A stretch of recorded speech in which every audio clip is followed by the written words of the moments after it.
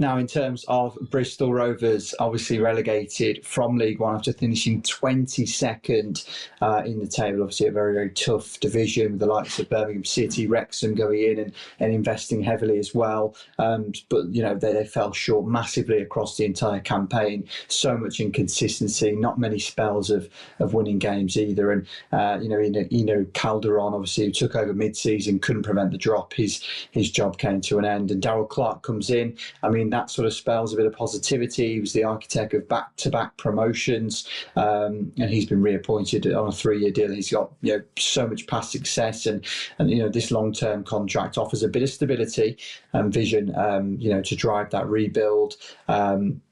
So yeah, it's a massive, massive opportunity for Bristol Rovers and Darrell Clarke to approach the challenge. But fans are going to have some favourable memories of his time before, 10 or so years ago.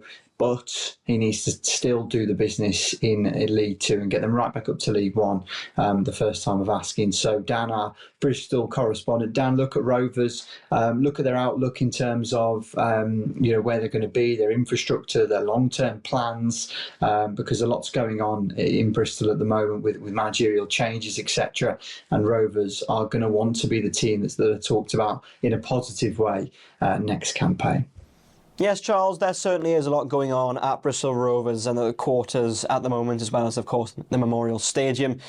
Obviously, Darrell Clarke has come in as the new head coach. We've reported that extensively. We've also looked at the arrivals of John Stead and Rhys Carr as his two assistant head coaches, and of course you've got Ricky Martin as well as the director of football. So a lot going on in terms of the hierarchy at the club, but now we're starting to see transfers as well. And of course, when Ricky Martin and Darrell Clarke were interviewed when they first both came in, they mentioned a need for lots to be changed and reset at the club following the disappointment of last season, and of course the relegation from League One to League Two. And they're starting to do that really quite quickly. We're having a host of names starting to come into the club now, which of course we've been reporting on here. But it was necessary for Bristol Rovers that they acted quick and they acted fast, because the club was in a bit of a state and it needed some tough love, but also some quick changes as well to make sure that they were heading in the right direction as quickly as possible, and that they weren't resting on their laurels. Because of course, if they got into the new season without too much change,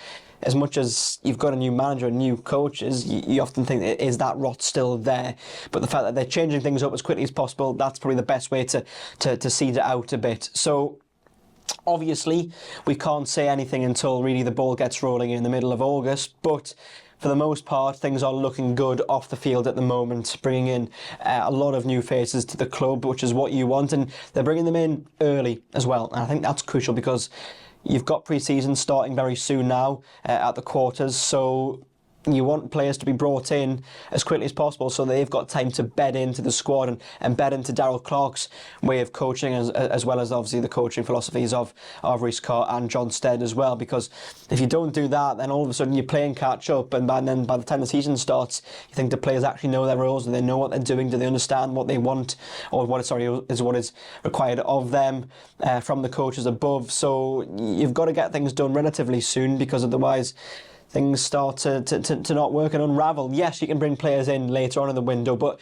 you want that core sorted as early as possible, especially after a relegation, to make sure that they're going in the right direction as a club. And obviously you've got to give credit to the ownership as well, because despite what happened last season, and even though obviously they wanted Bristol Rovers to be this club who's going towards the top of League One, didn't happen. They got relegated, but now they're trying their best to rectify things. Yes, they're in League Two, and it will take at least a season to get back to League One, but they're going about things the right way. So you've got to give them credit in that regard, obviously.